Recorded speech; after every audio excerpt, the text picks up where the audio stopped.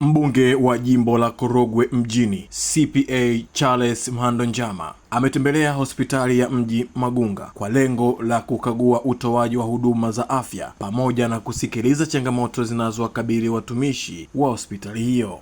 Katika ziara hiyo, mbunge Njama alipata fursa ya kufanya mazungumzo na mganga mfawidhi wa hospitali ya Magunga, ambapo aliwasilisha kwa kina hali ya utoaji huduma, mafanikio yaliyopatikana na changamoto mbalimbali ikiwemo upungufu wa vifaa tiba. Moyo huu mliouonyesha unapaswa kuungwa mkono na wengine.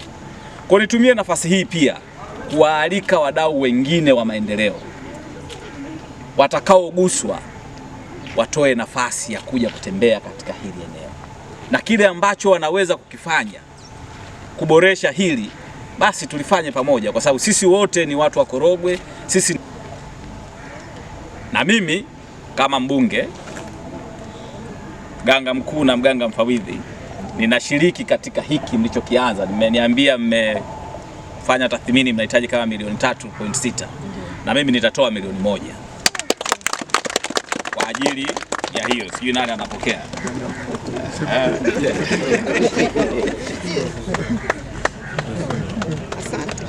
Kwa mimi nachangia milioni 1 ili kuongea mahali popote ambapo itahitajika kushirikiana.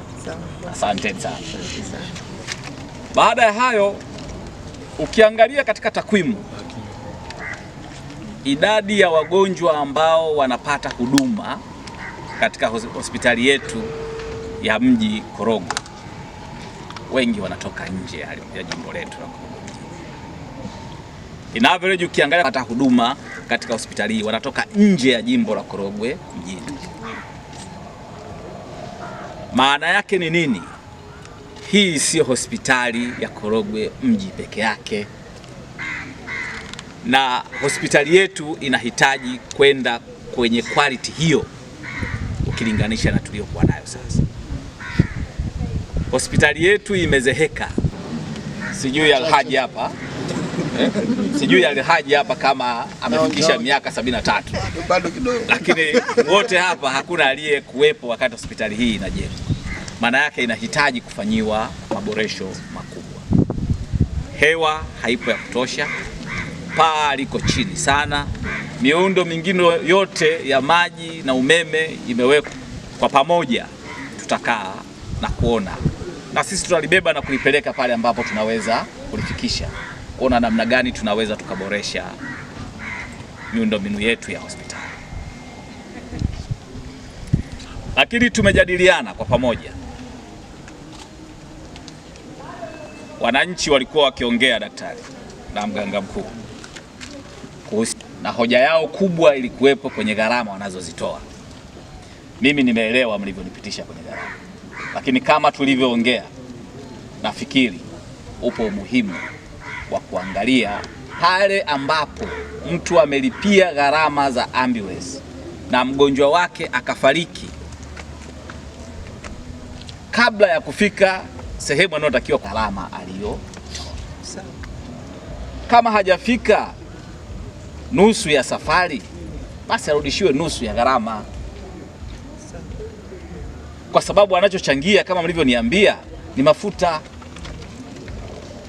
Sasa kama ni mafuta yapo yanakuwa yamebaki kwenye gari, huyu mtu aweze kurudishiwa sehemu. Lakini pia yamekuwepo na malalamiko kuhusiana na wagonjwa kupelekwa EMD wakati wanaamini wanatakiwa kwenda OPD. Maelezo tuliyoyapata yanajiridhisha kabisa, na katika hali iliyopo ni kwamba wananchi wanapaswa tu na wenyewe waelewe, na hii ya udharura, pamoja ya kwamba mtu anaweza akaona si dharura, lakini wataalamu wetu watawasaidia kutambua kwamba huyu ni wa dharura na huyu sio wa dharura. Akizungumza wakati wa ziara hiyo, mbunge Njama amesema afya kwa wananchi ni kipaumbele kikubwa, na kwamba ofisi yake itaendelea kushirikiana na serikali pamoja na wadau wa afya kuhakikisha hospitali hiyo inaboresha huduma zake kwa wananchi wa Korogwe mjini. Niwapongezeni sana ninyi kwa maana ya timu nzima ya management ya hospitali yetu ya Magunga kwa kazi nzuri sana ambayo mnaifanya. Lakini pia nimshukuru na kumpongeza Daktari mama ambaye ameonyesha mapenzi yake makubwa kwa wananchi wa Tanzania. Amefanya mengi katika hospitali yetu, lakini nitaje machache. Jambo la kwanza ni jengo letu hili la EMD ambalo tunaliona, ambalo sasa limekamilika kuanzia 2023, limeanza kutumika na limetumia zaidi ya milioni 364, na tumeona lina uwezo wa kuchukua wagonjwa takriban 16 kwa mara moja, ambayo wetu eneo lililopo hasa wagonjwa wa dharura wanaotokana na ajali tunawapokea kwa wingi sana. Kwa tunamshukuru sana Daktari Samia Suluhu Hassan kwa hili. Lakini leo katika kupita kwangu kwenye jengo hili tumeanza kupokea vifaa tiba ambavyo vinatokana na sapoti ya kutoka kwa Daktari Samia Suluhu Hassan ya milioni 100 vitakuwepo. Na kama tulivyoongea mheshimiwa ndugu yangu daktari pamoja na mganga mkuu, vitakapofika tutakuja tena ili kuonyesha namna gani ambavyo Daktari Samia Suluhu Hassan anaendelea kupambana na afya za Watanzania. Lakini haitoshi. Mganga mfawidhi ametupitisha kwenye ripoti yake. Alivyokabidhiwa ofisi alikuwa na madeni takriban milioni 550. Duka la dawa la nje. Lakini milioni 300 kwa ajili ya X-ray. Daktari Samia Suluhu Hassan ametusaidia, amelipa deni la milioni 300 kwa ajili ya X-ray. Lakini vivyo hivyo kutokea kwenye mfuko mkuu wa serikali tumeendelea kupata faida ya kupunguza deni la milioni 200 za madawa. Wananchi wa Korogwe mjini wa madawa katika hospitali yetu, kwa maana ya kwamba pharmacy zilizopo ndani ya hospitali.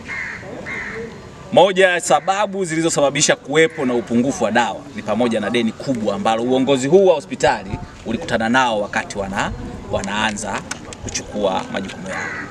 Na mpaka sasa deni lile la milioni 200 limebakia milioni 950 zinazohusiana na madeni ya dawa. Tumebakiwa na deni la milioni 22. Tumeweza kulipa deni la milioni 228 ndani ya miaka miwili.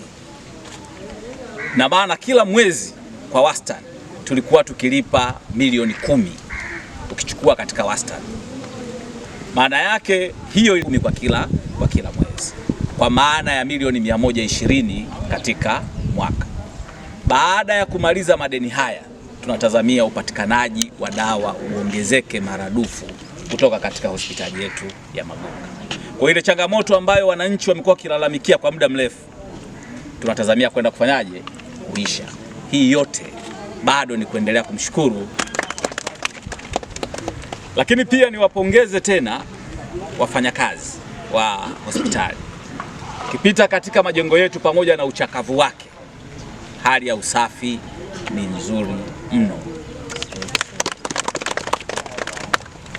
Lakini wafanyakazi hawa kwa kutumia rasilimali zao ndogo walizokuwa nazo,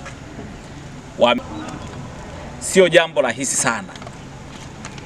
Wameanza ujenzi huu kwa kuchangishana wao wenyewe kidogo kidogo, na mpaka sasa wanaendelea na wanayo commitment kubwa ambayo kwangu mimi inanifariji kuona kwamba wafanyakazi kama wafanyakazi wameamua kurudisha kwenye jamii kwa kufanya hicho. Kwa upande wake mganga mfawidhi wa hospitali ya Magunga, Paul Anyabwile, amemshukuru mbunge huyo kwa kufika hospitalini hapo na kusikiliza changamoto zao, akieleza kuwa ziara hiyo inaleta matumaini mapya kwa watumishi na wagonjwa kwa ujumla, huku akitaja namna hospitali hiyo ilivyopunguza kero ya upatikanaji wa dawa hospitalini hapo. Hospitali ya mji Korogwe mwaka 2023 hapa jedwali linaonyesha mahali walipotoka na idadi ya wateja waliohudumiwa. Wajawazito waliotoka ndani ya halmashauri ya mji Korogwe walikuwa 618 kwa mwaka 2023, ambao waliohudumiwa ndani ya halmashauri. Waliotoka nje ya halmashauri walikuwa 847, ambao nakufanya jumla ya 1465. Kwa ukiangalia hapo kwamba wanaotoka nje ni wengi kuliko wanaoangalia hapa. Lakini pia wajawazito waliojifungulia hospitali ya mji kwa mwaka 2024, wajawazito waliotoka ndani ya halmashauri yetu walikuwa 659. Wajawazito waliotoka nje ya halmashauri ya mji Korogwe walikuwa 829 na kufanya jumla ya 1488. Kuna hapa ukiangalia mwaka 2024 idadi ya mama wajawazito kuja kujifungulia kutoka nje walikuwa 829. Kwa maana zaidi ya 659. Lakini pia wajawazito walijifungulia kwa mwaka 2025 mwaka uliopita sasa, ambao wajawazito walitoka ndani ya halmashauri walikuwa 886. Wajawazito waliotoka nje ya halmashauri ya mji Korogwe walikuwa 1009 na kufanya jumla ya mama wajawazito 1895 kwa mwaka 2025. Kwa kutokana na taarifa hiyo ya miaka mitatu, idadi ya mama waliojifungulia katika hospitali yetu imeongezeka kulingana na takwimu taja kwamba kutoka 1465 1478 mwaka jana, na maana 2025 waliongezeka zaidi karibu 400, maana hapa 1895.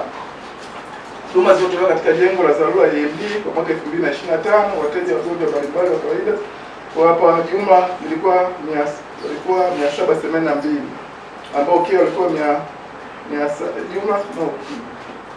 Mea walikuwa 782, kia walikuwa 773 na kuweka jumla ya 1565. Lakini wateja waliopata ajali walikuwa 150, kia 66 na jumla kuweka 216, lakini waliopata rufaa 173 na waliotibiwa hapa ambao wakaruhusiwa walikuwa 43. Kwa taarifa hiyo inaonyesha kwamba tuna umuhimu wa operation sio kufanyika katika hospitali yetu, kwamba vile vifaa tiba ambavyo tulikuwa tunazungumza huko awali ni muhimu kwa nao kuepusha hizi safari watu kuwapeleka huko katika sehemu kama Libongo, Mbiliko na wengine ambao inawezekana kupata huduma hapo.